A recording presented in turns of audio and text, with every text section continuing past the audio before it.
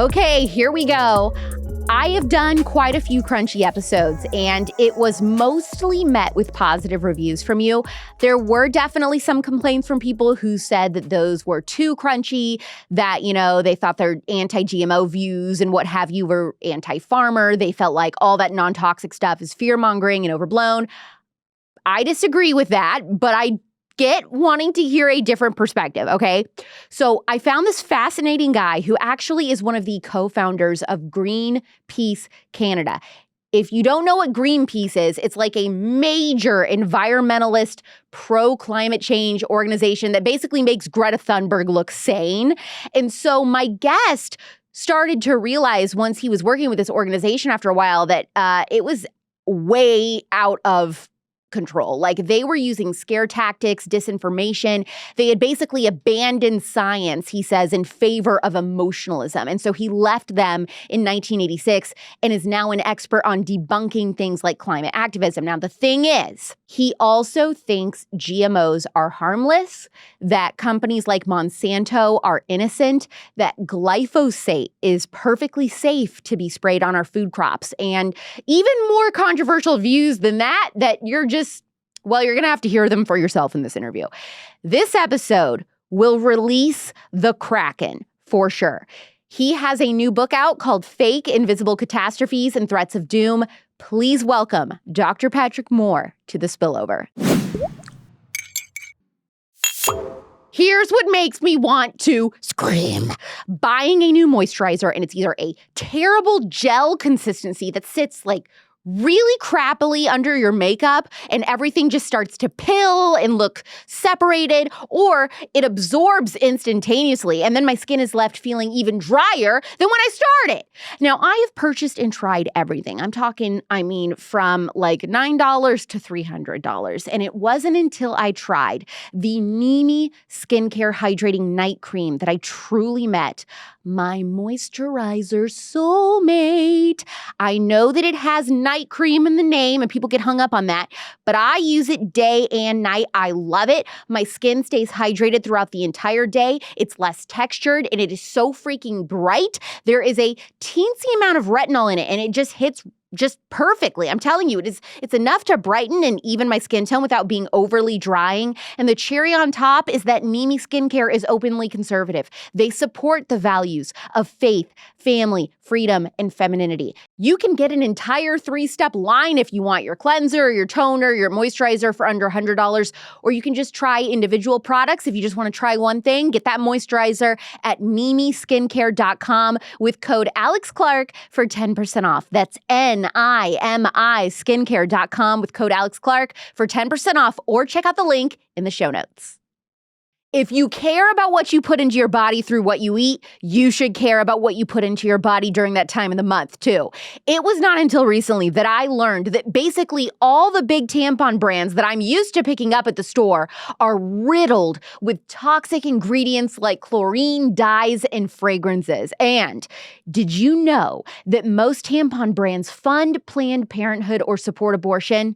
I prefer Garnier menstrual products. They're one of the only tampon brands that don't support woke initiatives, because the only hole a man should use a tampon for is his nose, if he must, okay? They're also 100% organic without the crap, and women have noted less cramping because of that.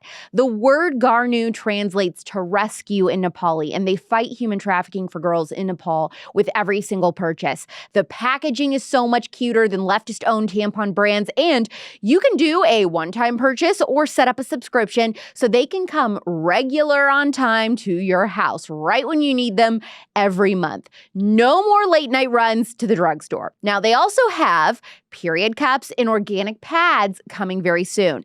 Customize your tampon box to be all super, all light, or a combination. Join the Girls Only Club by going to garnu.com/spillover with code spillover to receive 15% off. That's GARNUU.com/spillover with code spillover, or click the link in the show notes. So you started out being an environmental activist for the other side, right? And now you're fighting against the very people that you fought alongside. Why? Well, actually, Alex, they aren't the same people I worked alongside. There was a big turnover in Greenpeace during the years, and it ended up after 15 years, I had led many campaigns to stop the slaughter of 30,000 whales in the Pacific. We succeeded at all of our campaigns in the early years. We stopped U.S. hydrogen bomb testing. We stopped French atmospheric nuclear testing. We saved all those whales. We stopped the last attempted capture of an orca whale for a circus animal in zoos. And we did a lot of things. Toxic waste was a huge issue near the end of my term there. But as time went on, we were eventually gobbled up by the political left, who were smarter than we were politically. I'm an ecologist, a scientist. It's not my best talent to have to be in cutthroat politics. And that's what ended up happening. I was one of 6 international directors for the last 7 years. And suddenly I was the only one with any formal science education. Greenpeace was now, along with the rest of the environmental movement, describing humans as the enemies of nature, the enemies of the earth. That is not where we started. We started to try to stop nuclear war from destroying human civilization. In other words, we had a humanitarian side to us, because green and peace are the linkage between environment and the human population. Right. And that was thrown out the window. But the sharp end of the stick was my fellow directors, as I say, none of whom had any science education, decided that we should launch a campaign to ban chlorine worldwide. Well, oh, really, guys? Did you realize that table salt, an essential nutrient, is sodium chloride? Like, let's get a little bit more, define it a little bit better if you want to ban something with chlorine in it. Because adding chlorine to drinking water was the biggest advance in the history of public health. Watch the Bridge on the River Kwai movie, which is about that. And the 85% of all our pharmaceuticals are made with chlorine chemistry, and 25% of them have chlorine in them. If you look at the ingredients on your flu and cold medicine, just for example, you'll see a little Cl there. That's chlorine. Mm. And all of the halogens, which are fluorine, chlorine, bromine, iodine, and there's one other that starts with an A that I forget how to pronounce. But they are some of the most important elements in the whole periodic table. They're all in the same category. They're very powerful and very strong. So this became a huge concern for you, that they're saying we want to ban chlorine. You're like, now wait a minute, this is a really important nutrient and ingredient in a lot of things in everyday life. Yes. So I had to leave. I had no choice. And in a way I was happy to, because the organization had turned into something I didn't want to be involved with anymore. They were basically saying things that were pure misinformation, sensationalism, and fear-mongering. And that is not where we started. I mean, we did start with the fear of all-out nuclear war, which was a pretty real thing. Mm-hmm. And we helped to de-escalate the Cold War at that time in the early 70s. The Vietnam War was raging. The number of nuclear tests were at a maximum. The number of nuclear weapons being created were at a maximum. It all peaked then. And we were just... Go ahead. How profound of a moment was that for you to sit there and decide, this is something that I've dedicated my entire life's work to, this organization, and now I feel this pull, I need to leave because it doesn't fall in line with my beliefs anymore. That's a really scary risk to take. Well, no, actually, I had already decided what to do next. I grew up on the north end of Vancouver Island. My mother's father and 3 brothers were salmon fishermen, fishing for wild salmon. And this was just when salmon farming was coming in. Norway had been very successful at developing this technique of farming salmon in pens. And I saw salmon farming as something that would be really interesting to get involved in. Like, it's a whole new culture that nobody had ever done before. And it was brand new in British Columbia. And salmon farming, for me, satisfied all 3 of the Sustainable Development Goals, which are the environmental, the economic, and the social. Salmon farming gives work to people in coastal communities in remote areas where a lot of the labor had been lost due to the mechanization of the fishing industry, the forest industry, the mining industries, where people were out in small towns. So it had a social benefit. It also had an economic benefit, but it was a money-making operation and supported people in communities. We've got a huge coastline in British Columbia. It's a fjord land just like Norway is and like Chile is. And that's where the biggest salmon farms are today. And it also has an environmental benefit in that it takes the pressure off the wild stocks. Everybody knows the ocean is overfished in many cases. I mean, it's the amount of fish being taken out of the ocean in the wild has not increased for the last 20 or 30 years. When I started our salmon farm in the mid-70s, there was only 5% farmed fish and shellfish in the global market. Now it's over 50%. And it's not just salmon, it's tilapia and cod and many other species of shellfish. And this has been good for the health of people because seafood is generally very healthy. The Japanese diet and the Mediterranean diet prove that. And it tastes good. It tastes good, and it's taken pressure off the wild stock so that we can let them flourish a little bit more. And first thing that happens, I'm being attacked by Greenpeace for being a salmon farmer. Well, right, because the green people, I'm just saying environmentalists in general, they really are into wild caught fishing, right? They don't like farm-grown salmon and all that. Yeah, well, they're stupid. That's the problem with them. If they don't like farming, I mean, look what's happening now. Sri Lanka, they're starving to death because they've banned nitrogen fertilizer. I mean, the air is nearly 80% nitrogen. I know, and I want to get into, I really want to get into a lot of these lies. Your book outlines all of the fake invisible catastrophes and threats of doom. That's the title that we're told by climate activists. We're told that they're all inevitable. But despite the alleged inevitability, it seems like no one on the left can even clearly define what exactly climate change is. So what is the actual definition? Well, climate change is a change in the average weather.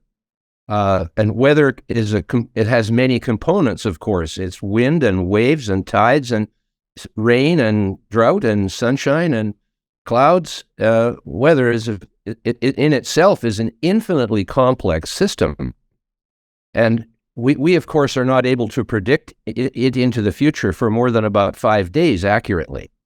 Maybe 2 weeks we can get some of it right, but that's how complicated it is.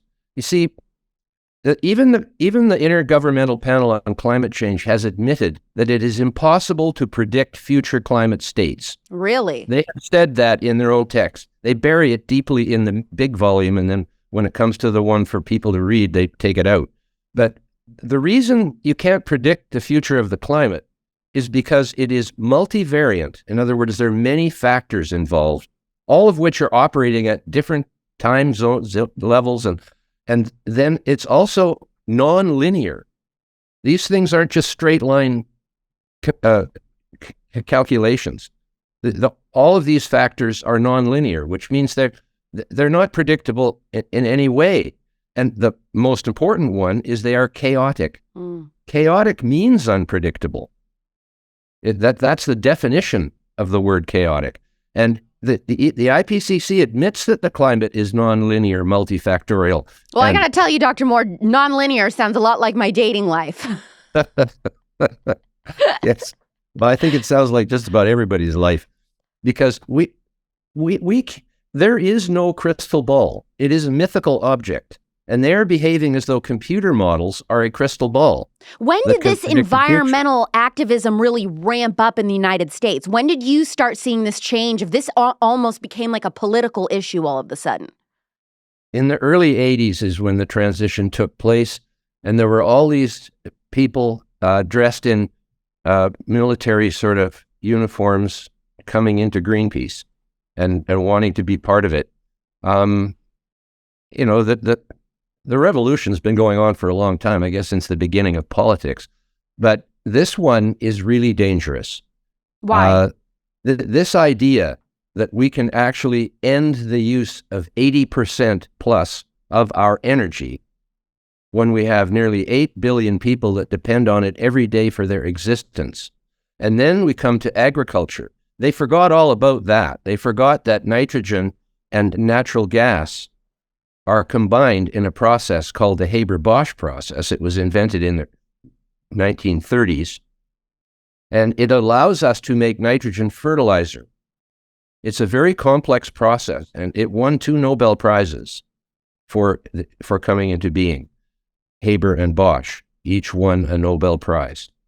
And the world depends now on nitrogen fertilizers for at least half the food that is being produced every year. And food is only about 50 days out. If you stopped growing food today, you'd run out of food in 50 days. The whole world population would. So we're 50 days away from chaos. Yes, precisely. And now the Netherlands, which is the biggest producer of food export into the rest of Europe, and now Belgium are talking about drastic reductions in the use of nitrogen fertilizer because it involves the production of carbon dioxide. Well, almost everything that is good involves the production of carbon dioxide. Yes, I have so many questions about that. Cement manufacturing is 10% of our CO2 emissions. And agriculture is a big part of our CO2 emissions, and fossil fuels is the largest part. Oh, fossil fuels. Our CO2 emissions. And that's shoved down our throats that that's evil and this horrible, terrible thing too, which we're going to get into. Would it shock people to know what a salary is of an average climate change activist? Well, there's a lot of people making 6 figures, that's for sure. It's a very lucrative business these days. From what I understand, the anti-fossil fuel industry, if you want to call it that, is twice as big as the entire fossil fuel industry. Whoa! In terms of the people that are talking about it and in the political mix. Of course, the fossil fuel industry is a lot bigger than the environmental industry, but that's just money and fuel. Well, what is it that these climate change activists really want? Like, let's just be honest here. Well, if you understand exactly what they're asking for, they want the end of human civilization quickly. That appears to be, and that's when I go back to when they decided that humans are the enemies of the earth. It's like original. But they tell us they want to save humans. They tell us this is all about saving humans. So how could they? No, they don't. They tell us it's all about saving the environment, not the humans. Whoa. Nobody could say that ending the use of 80% of our energy is going to save humans. Never mind ending agriculture or cutting it in half. I mean, there's no way. But let me just describe to the audience the reason I call it fake invisible catastrophes and threats of doom. Nearly all the scare stories are based on things that are either invisible, like carbon dioxide, radiation, and the supposedly bad thing in GMO agricultural products. Actually, it doesn't exist because it would have a name if it did. There is no bad thing in GMOs. It's fake. Invisible and fake, whereas radiation and CO2 are invisible but not fake. But you can make up any story you want about something that is invisible because people can't see it with their own eyes. Observation is the foundation of scientific discovery. And after you observe something, you go, wow, maybe this is causing that. Then you do it over and over again, which is really trying to make sure that you're not got an anomaly there, that it's not a fluke. And once you've done that and verified, so right from the beginning, observation, then verification, then replication, where you give it to the rest of the world and say, this is what I did, here's how I did it, you try it and see if it works for you. So you go from a hypothesis to a theory, and that's science. It's as simple as that. There's also methodology, which is usually the biggest part of a science paper, and that's how you try to figure out to keep other variables from interfering with what you're doing. That's one of the main functions of methodology. And so the scientific method is just being thrown out the window altogether here. And the other thing, though, is it's also about things that are remote, not just invisible. Like things that are far away from you? Yes, because they are basically invisible. And that's why polar bears and coral reefs are the two biggest icons to scare people about the climate. When in fact, they never tell the public about the treaty that was signed in 1973 among all polar nations to end the unrestricted hunting of polar bears. But I don't understand something like the catastrophe in Ohio. That is not far away. That is near. And yet it seems like climate change activists ignored that. Yeah, they ignore it because it's real. They only deal in things that are fake, and invisible and remote. That fire. I mean, what are they going to do about it? They can't. They actually are completely useless because they're campaigning against fossil fuels, but they're not really doing anything. They're just trying to screw up the whole economic system and the whole human civilization. And that's exactly what I don't understand. It's telling everybody to drive this certain car and don't use this and don't buy this and, don't use plastic straws. But I mean, have climate change activists even had any sort of positive impact on our environment truly in the last several decades? No, they have not. For example, they're against forestry. They always accuse me of being a tool of the forest industry. Like as if wood isn't the most important renewable material there is in the whole world. Yeah, that's a criticism of you, is they say, well, he's paid from all of these different, sectors, the genetic engineering people and the logging industry, whatever. Is that true? I'm paid for my advice, not for my submission. I try to help them deal with the situation they're dealing with, which is irrational opposition. Mm. And when it comes to forestry, let's just look at a few facts about that. By about 1750, the forests of Europe had been reduced to less than 10% of the land area because wood was the only fuel. There was no fossil fuel yet. When fossil fuels came in, the forests began to grow back because they were disappearing. Silviculture, tree farming in other words, was invented in Europe. See, we started farming for food 10,000 years ago, but because there were so many forests in the world, there was no need to learn how to farm trees. There was enough of them to last forever until European civilization emerged and started using wood for steel mills and glassworks and metal fabrication in every building for heat. And so the forests of Europe began to disappear.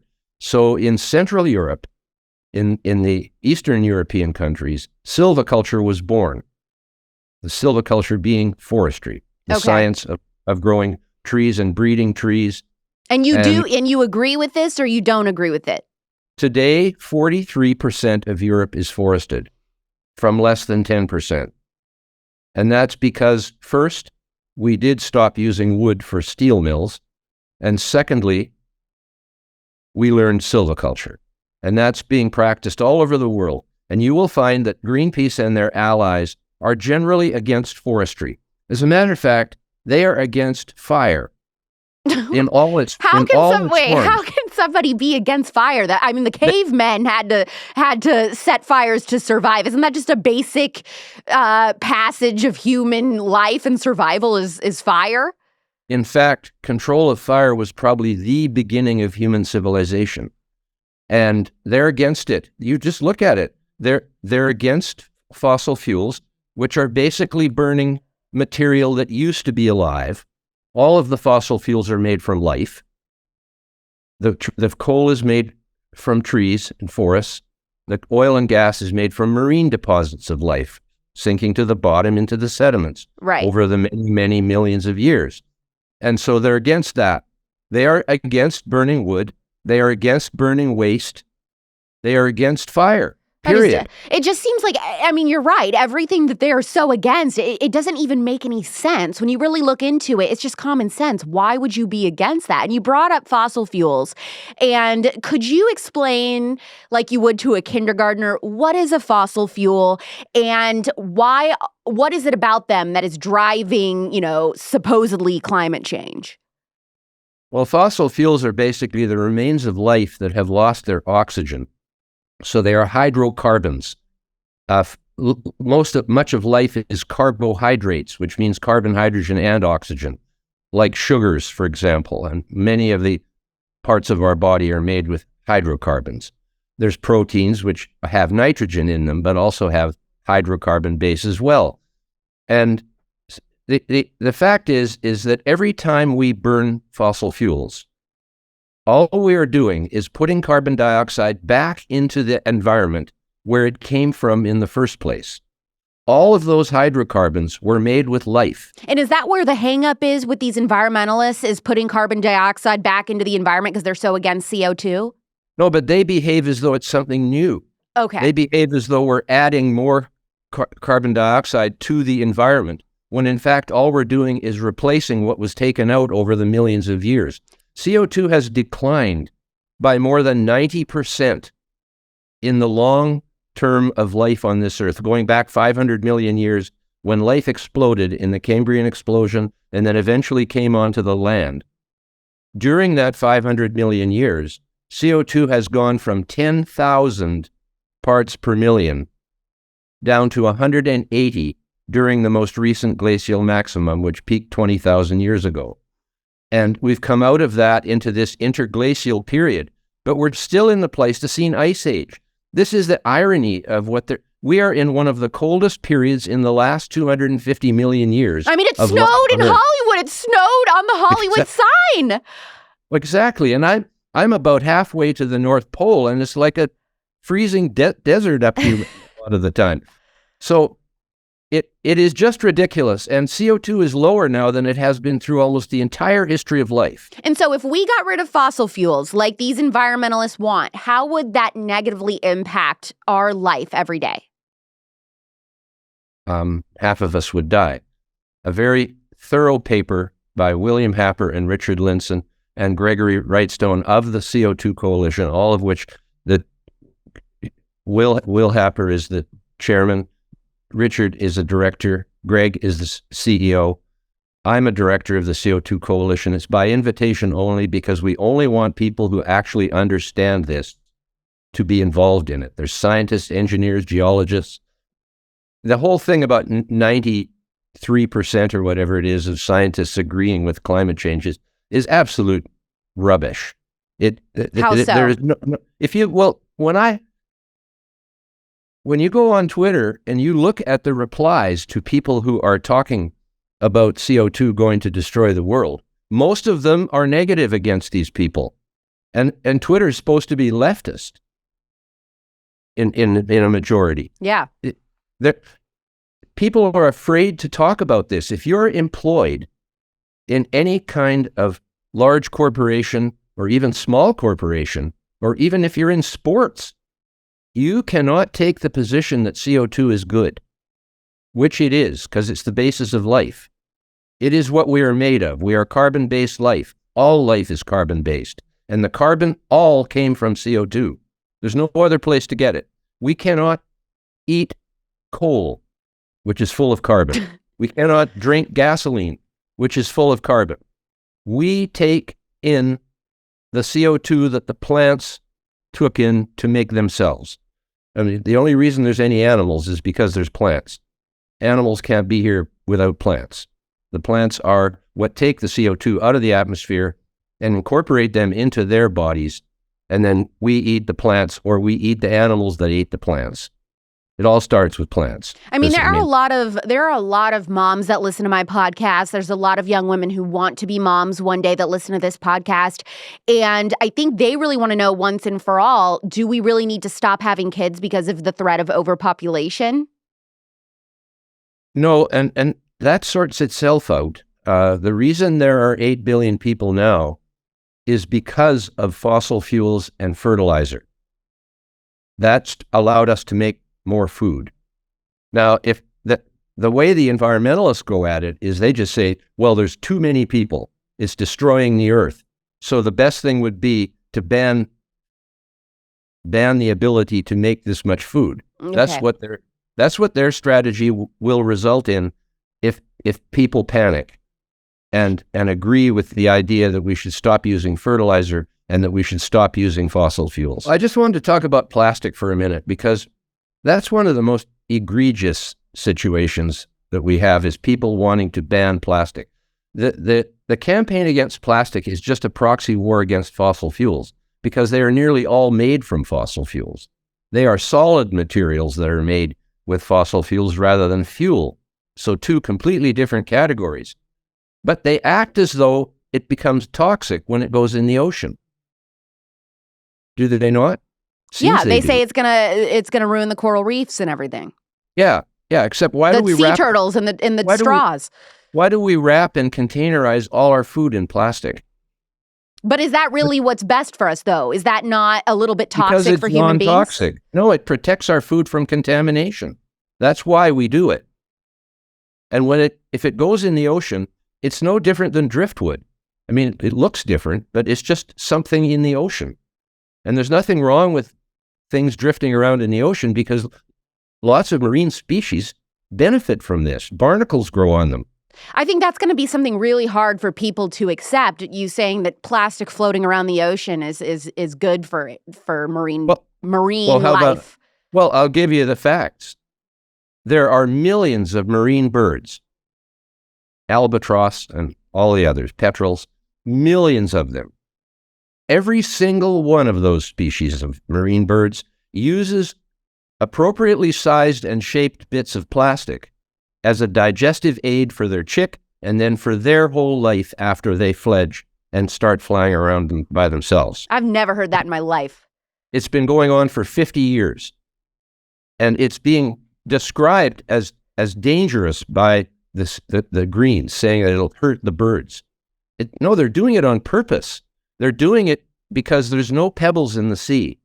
Land birds all use pebbles. You see, birds have two stomachs. One like ours, which has acid in it for the softer stuff. But birds have no teeth, so they can't chew a squid up into bits. They have to swallow it whole. That goes in the gizzard, where bits of hard objects, including pebbles on land, but in the sea, they prefer pumice because it's undersea volcanic rocks that float. So they look for appropriately sized and shaped pumice bits. But there's not always undersea volcanoes around. When there is, that's what they use. But they also use, when a squid goes into the gizzard, the beak of the squid is kept. Digest the flesh, and they keep the beak as part of the grinding material in their gizzard. They also use hard bits of wood, and they use pieces of plastic. See, we make nuts. You're talking about basically garbage, and I know that we make a lot of garbage as Americans, but where is it really going? And is there a better way that we could be getting rid of our garbage? Yes. It would deprive the birds of one of their important digestive aids at this point in history. But the truth is that in Europe, 50% of their waste is burned for energy. So they take the 50% that is recyclable and recycle it, and they have waste-to-energy plants, and there are some in the United States, but the green movement is against waste-to-energy plants because they're against fire. And so they don't want that to happen. But in Europe, there are no landfills in most of Western Europe. Germany, France, Sweden, they take all of their waste, paper, their combustible waste, because most glass can be recycled, most metals can be recycled fairly easily. But the organic materials, wood, paper, and plastic, they are all organic and will burn. They can be used to make energy, and they're clean plants. There's one in Minneapolis, there's one on Long Island. Nobody knows about them. Greenpeace is against them. And so the United States and Canada landfill 50% of their garbage because it isn't useful for recycling. And, okay, so you bring up recycling. Recycling is one of my favorite wormholes to go down because is it actually a scam? Well, it's not a scam if you actually take a piece of wood and burn it for energy. But what I'm saying is the little triangle that we see on plastic bottles and stuff saying that it was recycled, does that even really matter? Well, it's not the question of whether it matters. It's a question of whether it was recycled. Okay. And much plastic is recycled. there is a lot of plastic recycling, but there's also a lot of plastic that isn't suitable for recycling. And the same thing goes with construction waste, with bits of wood full of nails. You're not going to recycle that. And then there's pizza boxes. Good, the paper's fine, but nobody wants to have ketchup all over the tomato. Okay, so another thing that people are very confused on, especially my audience, is nuclear energy. What is it? Should we prefer it? And why are people so afraid of it? Well, again, it's the fake invisible catastrophe of radiation. There are 100 and some odd nuclear plants between the U.S. and the United States.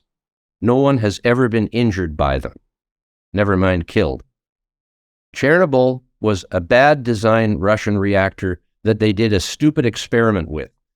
Chernobyl didn't blow up during normal operations. The other 3 reactors on that site continued to operate for years after that one blew up. It blew up because engineers came from Nuclear Central in Moscow, told the operators to shut off the safety system so they could do this experiment, and it went critical. That's the only nuclear reactor in the history of nuclear that has gone critical. Wow. That was actually a nuclear explosion, whereas Fukushima was a meltdown of the core of the reactor due to loss of coolant water after the reactor shut down. And that's a long story, but the Japanese just didn't learn anything when they built those 4 reactors that 3 of them blew up. The other one wasn't running it at the time. But those were meltdowns of the core. That could have easily been designed into them that wouldn't happen. And also they put them 8 feet above sea level where they knew there'd been tsunamis in the past. So it was, you could call it a comedy of errors if it wasn't so not funny. But no one died from radiation in Fukushima or in 3 Mile Island. No one was even harmed in 3 Mile Island, and no one had a radiation-related problem in Fukushima. They didn't need to evacuate all those people. They could have just said, don't grow any food in this area for a while. Right. But you're fine. The background radiation is not high enough to be of any harm. But the nuclear industry is regulated on the basis of zero tolerance to radiation. Whereas, in fact, we're exposed to radiation every day. The sun is radiation. But if we started implementing more nuclear energy in the United States, what would improve for us? Like, why is that important to be supportive of nuclear energy? Well, if you are in favor of reducing fossil fuels, it is by far the most effective way to do it. It doesn't work with wind and solar because they only work a third of the time. So you have to have fossil fuel backup for wind and solar. There's no way out of it. But with nuclear energy, you have 24/7 power, and all the shutdowns to refuel are planned in advance. It isn't as if the wind just stops like it does with wind energy. The wind and solar is one of the biggest wastes of money that has ever happened in the history of technology. Yeah, what's up with the wind farms? It's ridiculous. And now, well, what's up with the wind farms? They kill 85,000 large birds every year. The Fish and Wildlife, National Fish and Wildlife people have a bird morgue. I remember, it's funny you bring this up because I remember President Trump bringing this up in a speech when he was president, and everybody made fun of him for talking about how the wind farms kill birds. They were like, what is he talking about? President Obama specifically let the wind industry off killing birds. They're the only industry that is allowed to kill all these birds. The fossil fuel industry in Alberta had 500 ducks fly into an oil pool. They've stopped the ability to do that now. But they got heavily fined and blasted all over the world. There's 10 million ducks in Alberta, and there aren't 10 million bald eagles. But the wind farms are allowed to kill bald eagles with no penalty. And hundreds of thousands of bats are killed by the wind turbines as well. And now they're going to build them offshore New York and New Jersey and down the coast, probably down the coast nearly as far as Florida, off Georgia. They're planning to put 1,500 huge wind turbines in the ocean where the endangered northern right whale lives. There's less than 400 of them left, and thousands of humpback whales. So somebody's listening. So somebody's listening, and they're like, "Well, I don't really care about the endangered animals, but how does wind farming affect farmers?" What would you say? Well, lots of farmers make a lot of money with it because they can put them on their fields and still farm on majority of the land and get a fee from the wind farm company for using their land. So that's one of the reasons why it makes it possible for them to do that. But putting it in the ocean, all they need is federal authority to do that. And whales are sound-oriented animals, and they're using sonar to map the bottom of this whole offshore area. But that's not the worst of it. You have to excavate a massive hole in the bottom of the ocean for the concrete. You can't just stick these things in the ground like a popsicle.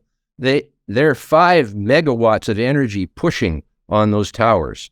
You've got to have a massive concrete base underwater, sunk into the earth. So it's all sedimentary type material.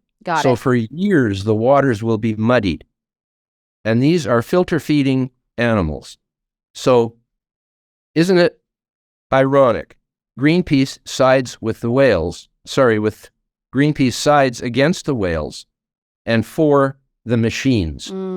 Yeah. Machines are not, whales are the largest animals that have ever lived on Earth by far. No animals have ever been larger than that.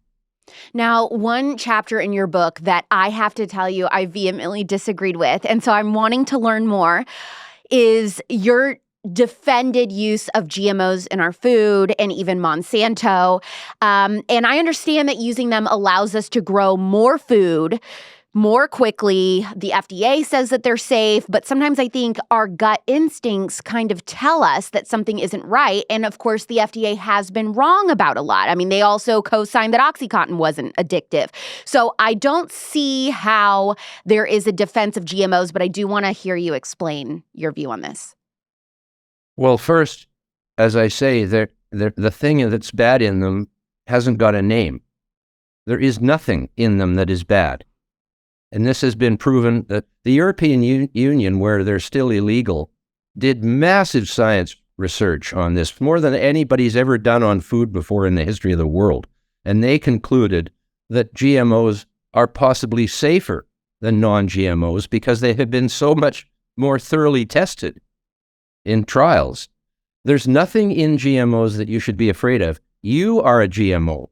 See, this is the use of language here. The Greens and the political environmentalists use language in propaganda ways. We are all genetically modified. We are not identical to our parents.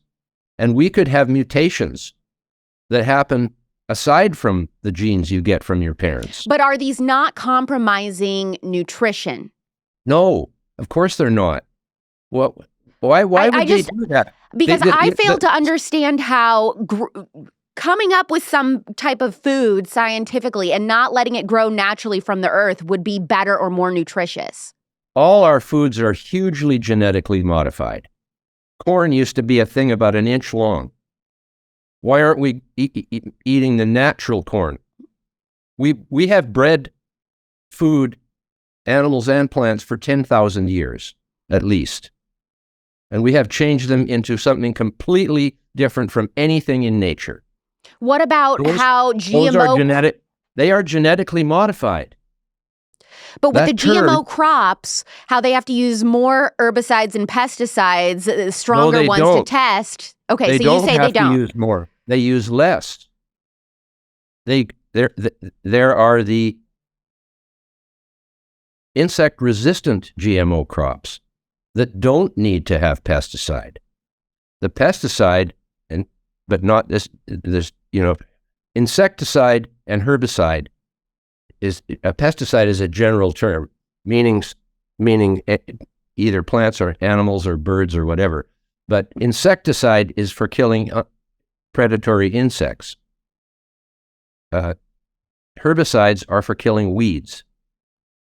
And when you have the combination of Roundup Ready genetically modified crop, which means it's a crop that glyphosate does not kill, whereas all the weeds are killed. So you don't have to plow the soil every year. And that results in a very positive situation where the soil continues to build up rather than being exposed to the air every year and decomposing. So the combination of using these two, a plant and a herbicide, makes it much better for the environment. But you don't think that it's because of companies like Monsanto, obviously now owned by Bayer, that glyphosate is being used on our crops? It was always used, but it couldn't be used while the crops were growing. It could only be used before the crop was planted. Glyphosate has been proven, it's less toxic than vinegar. And it's way less toxic than salt, which is an essential nutrient at a low level. The whole issue of toxicology, I mean, in the same way that in medicine, the maxim is do no harm. That is the top rule of medicine. Do no harm. That's why this whole COVID thing has contradicted do no harm, because they did stuff without knowing enough about what the side effects might be. I had some really severe side effects to the Moderna booster shot. I'm so sorry. But no, I'm okay now, I think. I'm worried about it because I hear what's going on, and now the truth is coming out.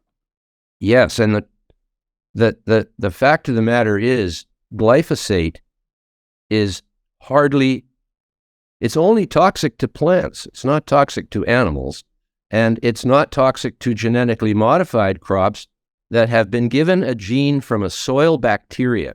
It's not as if we made these things up ourselves.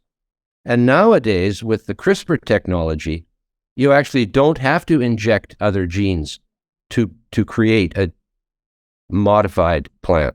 See, the word modified, I mean, we're all modified. That's the fact they're using language this way. Genetic modification, as it is done in plants, is a very specific procedure, and it's one way of modifying plants. Well, there are many ways to modify plants. When you brought up vaccines, I had no idea about this, but the issue of GMOs being used in our food is actually more polarizing than vaccines with voters, which shocked me. Yeah, well, that's because of the propaganda that's been spread about them. All of the science shows that they are absolutely and perfectly safe. And in many cases, but they've only been around for 2 decades. I mean, how have we had enough time to really see? See what? If there's going to be a negative effect. There is no negative effect. It's been gone over and over and over. It isn't as if what you take the corn, for example, that has been genetically modified to reduce the predation of insects. Most of these insects are butterflies and moths that lay their eggs in the crop.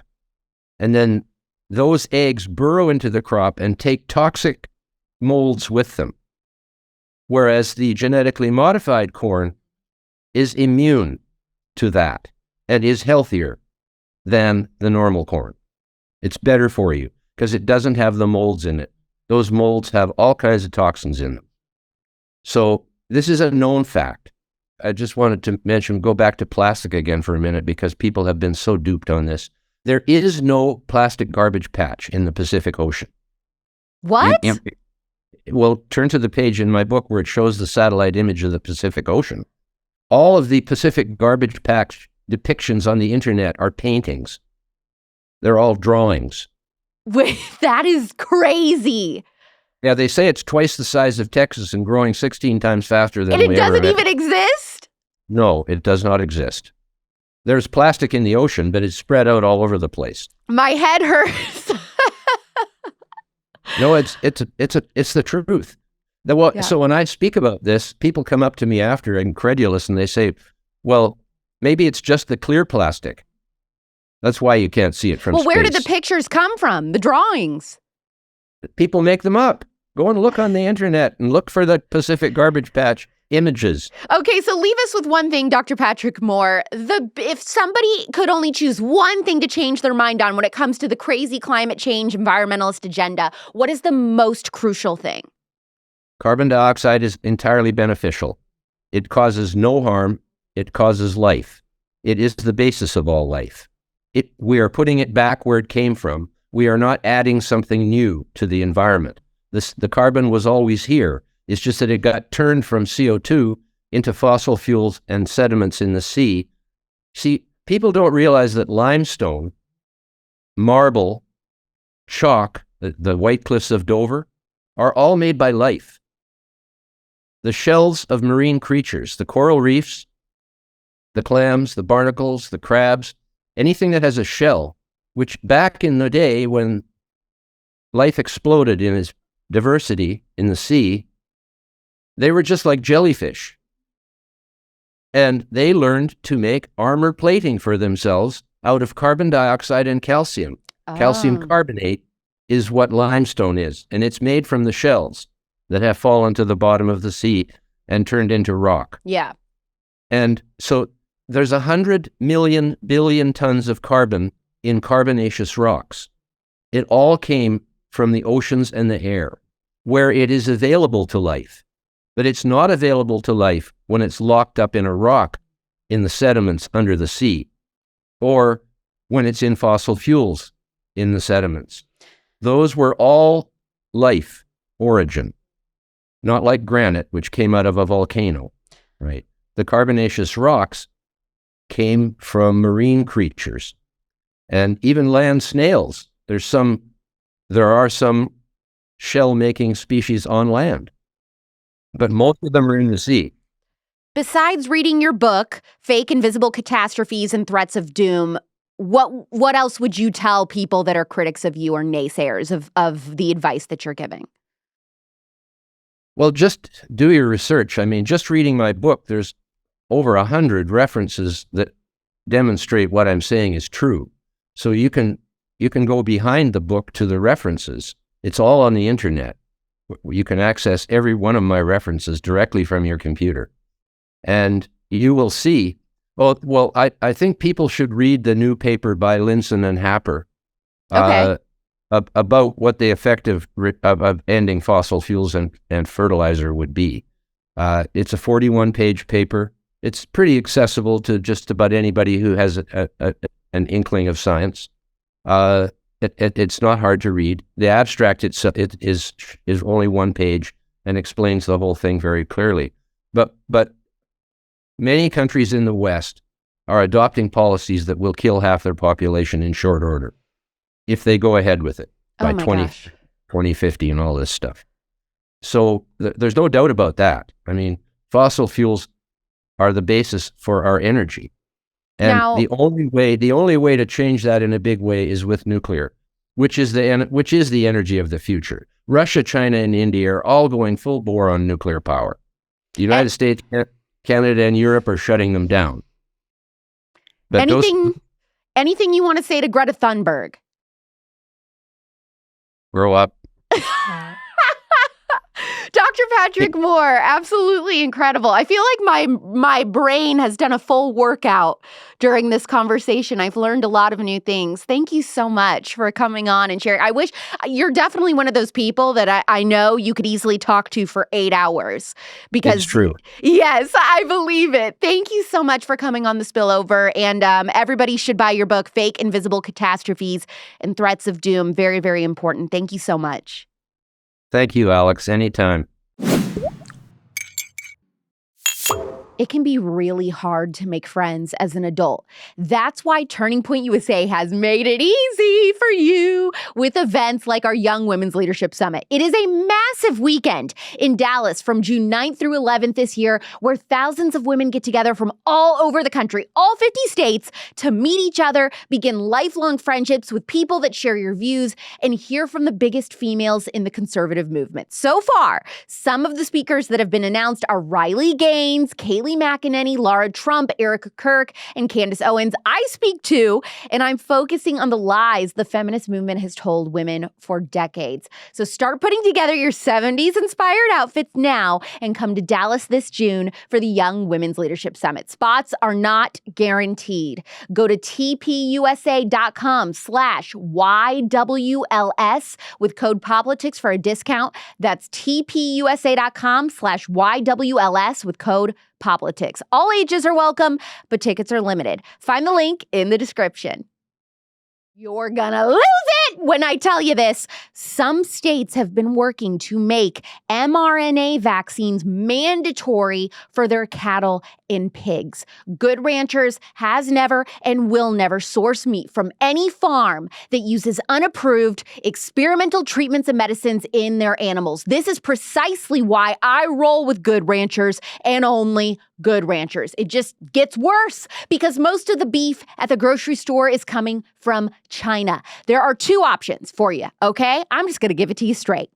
Either keep feeding yourself and your family who knows what that's full of who can really say, or place an order with Good Ranchers today to enjoy 100% American meat with 0% mRNA vaccine. You can take their pledge to the bank, or better yet, take it to your fridge. I'll give you 3 more reasons to subscribe to Good Ranchers, okay? Right now, you're going to get $240 of free bacon in your first year. That is 1.5 pounds of American-made and conservative-owned bacon in every single box when you go to goodranchers.com/Clark and use code Clark. Plus, that code is going to get you $20 off any box. Whatever it costs to start your Good Ranchers subscription at this very moment is what it will stay for as long as you're subscribed. You can lock in your price and avoid meat inflation with the Good Ranchers Price Lock Guarantee. Enjoy the highest quality meat in America today with discount code Clark for $20 off any box. That's goodranchers.com/Clark with code Clark, or click the link in the show notes. Good Ranchers, American meat delivered. Here's where I'm at after this interview. I thought everything Dr. Patrick Moore had to say about the climate agenda was spot on. I was completely blown away by him saying Trash Island is fake. And then as far as his stance on glyphosate and GMOs, I don't think I'm on board with that. I'm not sure that I believe that a majority of these studies, like the ones that claim GMOs in our food are no different than conventional foods, I'm not convinced that those aren't being conducted by biotechnology companies or their associates. I don't see how anything man-made could be better than God's design when it comes to natural food. Maybe I am alone on that. Maybe you listened to this interview with this guy and you were like, okay, compared to all of the really anti-big food, crunchy people you've had on this year, Alex, this guy has me convinced the most. I don't think any of this stuff is bad. I think our worries are overblown. Or maybe your mind was completely changed, or you vehemently disagree and think everything he said was kooky. But I do hope that if you were one of the anti-big food people, that you feel satiated and satisfied by this interview. That's what she said. Next week, we'll be with someone who has an insane story, but also incredible expertise on big food. She became a vegan as a child, and her health became so destroyed that her teeth started to rot out of her head as a teenager. She is responsible for a massive expose on how the food pyramid we grew up with was government-funded propaganda, and she has a lot to say about the dangers and failures of fad diets. Best way to support this show is to leave a 5-star review every single week, even if all you say is glebe, which is a word I made up. The Spillover is back every Thursday at 9 p.m. Pacific, midnight Eastern, anywhere you prefer to listen to podcasts. Each episode is uploaded to watch on the Politics YouTube channel. I'm Alex Clark, and this is The Spillover. Love you, mean it. Bye.